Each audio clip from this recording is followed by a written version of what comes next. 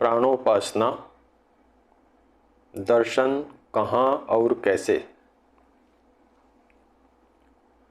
महर्षि दयानंद जी महाराज ने ऋग्वेद आदि भाष्य भूमिका के उपासना विषय में मुंडकोपनिषद तथा छांदोग्य उपनिषद का संदर्भ लेते हुए लिखा है, जिस समय इन सब साधनों से परमेश्वर की उपासना करके उसमें प्रवेश किया चाहें, उस समय इस रीति से करें कि कंठ के नीचे, दोनों स्तनों के बीच में और उदर के ऊपर जो हृदय देश है, जिसको ब्रह्मपुर अर्थात परमेश्वर का नगर कहते हैं, उसमें कमल के आकार वेश्म अर्थात अवकाश रूप एक स्थान है।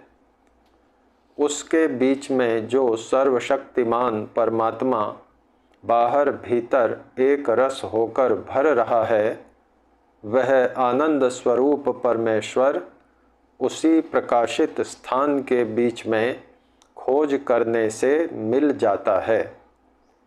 दूसरा, उसके मिलने का कोई उत्तम स्थान व मार्ग नहीं है। दूसरा, उसके मिलने का कोई उत्तम स्थान व मार्ग नहीं है। अतः ध्यान हृदय देश में करना उचित है। जो वस्तु जहाँ है उसकी उपलब्धि वहीं हो सकती है तथा ज्ञानेंद्रियों व अन्य कार्यकारी अवयवों पर ध्यान करने से अत्यधिक दबाव पड़ता है, जो हानिकारक प्रभाव भी उत्पन्न कर सकता है। यहाँ यह स्पष्ट करना उचित होगा कि हृदय रक्त प्रेषण करने वाला शरीर का अवयव नहीं है। मनुष्य के शरीर में छाती के बीचों बीच अंगुष्ठ मात्र परिमाण वाला गड्ढा सा है, जिसे वैदिक वाङ्मय में ब्रह्मपुर, ब्रह्मलोक, हिरण्यकोश, परम व्योम आदि नामों से कथन किया जाता है। मन और प्राण का मुख्य केंद्र हृदय है। हृदय में सब और प्राण ही प्राण हैं। बृहदारण्यक 4:24। ऐसी कई क्रियाएं हो सकती हैं जिनसे मन की एकाग्रता बढ़े, परंतु मानव जीवन का परम उद्देश्य मोक्ष प्राप्ति अर्थात पर ब्रह्म परमेश्वर का साक्षात्कार है। ध्यान का परम लक्ष्य भी साक्षात्कार ही है। अतः यह भी विचार होना चाहिए कि साक्षात्कार कहाँ व कैसे हो सकता है। महर्षि दयानंद जी महाराज ने ऋग्वेदादि भाष्य भूमिका में लिखा है, जो मनुष्य धर्माचरण से परमेश्वर और उसकी आज्ञा में अत्यंत प्रेम करके अरण्य अर्थात शुद्ध हृदय रूपी वन में स्थिरता के साथ निवास करते हैं, वे परमेश्वर के समीप वास करते हैं। जो लोग अधर्म के छोड़ने और धर्म करने में दृढ़ तथा वेदादि सत्य विद्याओं में विद्वान हैं, जो भिक्षाचर्य आदि कर्म करके संन्यास व अन्य किसी आश्रम में हैं, इस प्रकार गुण वाले मनुष्य प्राण द्वार से परमेश्वर के सत्य राज में प्रवेश करके सब दोषों से छूट के परमानंद मोक्ष को प्राप्त होते हैं। हृदय में सब और प्राण ही प्राण हैं। बृहदारण्यक 4:2-4। प्राण तेज से युक्त है। प्रश्नोपनिषद 3:10। प्राण का तेज परमात्मा का तेज है। इसी कारण हृदय को हिरण्यमय कोश या परकोश कहा जाता है। आत्मा के दर्शन प्राण नाड़ियों में एष म आत्मा अंतर्हृदये अणीयान व्रीहेर्वा यवाद्वा सर्षपाद्वा शामकाद्वा आदि उक्त प्रकार से होते हैं। छांदोग्य उपनिषद 3:14-3। प्राणायाम विद्या का इष्ट फल उदान प्राण की पिंड में स्थिरता का होना है। यह उदान प्राण ही मन रूपी यजमान को नित्य प्रति ब्रह्म से संबंध करा देता है। प्रश्नोपनिषद 4:4।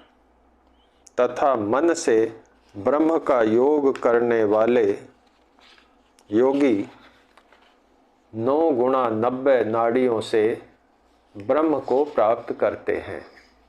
ऋग्वेद 4:48-4। केतुरंतर्महद्देवानां असुरत्वमेकम्। ऋग्वेद 3:55-2। केतु ज्ञान स्वरूप, अंतः मध्य में महत बड़ा, देवानाम पृथ्वी व आदि जीवों का, असुरत्वम प्राणों में क्रीड़ा करता हुआ, एक अद्वितीय ब्रह्मा। महर्षि कृत भाष्य से। प्राणैश्चित्तं सर्वमोतं प्रजानां यस्मिन् विशुद्धे विभवत्येष आत्मा। मुंडकोपनिषद 3:1-9। सर्व जीवों के चित्त प्राणों से ओतप्रोत हैं, उन्हीं प्राणों में यह आत्मा विशुद्ध रूप से प्रकाशित होता है। सत्यात्म प्राणारामम। तैत्तिरीय 6:2। यह अविनाशी आत्मा प्राणों में आरमण कर रहा है। कस्मिन्नु त्वं चात्मा च प्रतिष्ठितौ स्थ इति प्राण इति। बृहदारण्यक 3:9-26। हे याज्ञवल्क्य, यह बताइए कि आप स्वयं तथा परमात्मा निश्चय से किसमें प्रतिष्ठित होकर स्थित है। महर्षि उत्तर देते हैं, प्राण में। सवा एष महानज आत्मा योयम विज्ञानमयः प्राणेषु य एषो अंतर्हृदय आकाशस् तस्मिन् छेते। बृहदारण्यक 4:4-22। अर्थात यह वह जो महान अजन्मा विज्ञानमय जीवात्मा है, वह प्राणों में स्थित होता हुआ जो हृदय के अंदर आकाश है उसमें रहता है। सर्वमेव त आयुर्यन्ति ये प्राणम ब्रह्मोपासते। तैत्तिरीय ब्रह्मानंद वल्ली अनुवाक 3। जो मनुष्य प्राण ब्रह्म की उपासना करते हैं, अर्थात प्राण विद्या द्वारा ब्रह्मोपासना में रत हैं, वे पूर्ण आयु को प्राप्त होते हैं। जीवात्मा तथा परमात्मा प्राण में ही स्थित हैं, प्राण में ही रमण करते हैं तथा उनके दर्शन प्राणों में ही होते हैं। बृहदारण्यक 3:9-26। तैत्तिरीय शिक्षा अनुवाक 6:2। मुंडकोपनिषद 2:2-7। अतः ध्यान हृदय देश में करना उचित है, जो हृदय पूर्णतया हिता नामक प्राण नाड़ियों से बना हुआ है, जो गिनती में 101 हैं। एक नाड़ी मूर्धा को भेद कर कपाल तक गई है, शेष से प्रत्येक से 100 उपनाड़ियाँ निकली हैं, उनसे भी प्रत्येक से 72,000 उप प्राण नाड़ियाँ निकलकर शरीर में व्याप्त हो रही हैं। प्राण स्थिर होने से मन स्थिर हो जाता है। प्राण बंधनम ही सौम्य मना इति। छांदोग्य। मन प्राण रूप बंधन वाला ही है। प्राणायाम द्वारा प्राणों की उदान वृत्ति कर आत्मदर्शन किया जाना संभव है। मनोह वाव यजमाना इष्ट फलमेवोदानः स एनम यजमानम अहरह ब्रह्मा गमयति।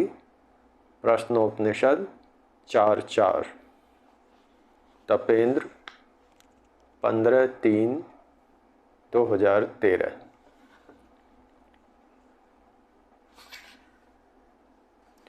द्वितीय ध्यान प्रक्रिया निर्धारण गोष्ठी में प्रस्तुत लेख।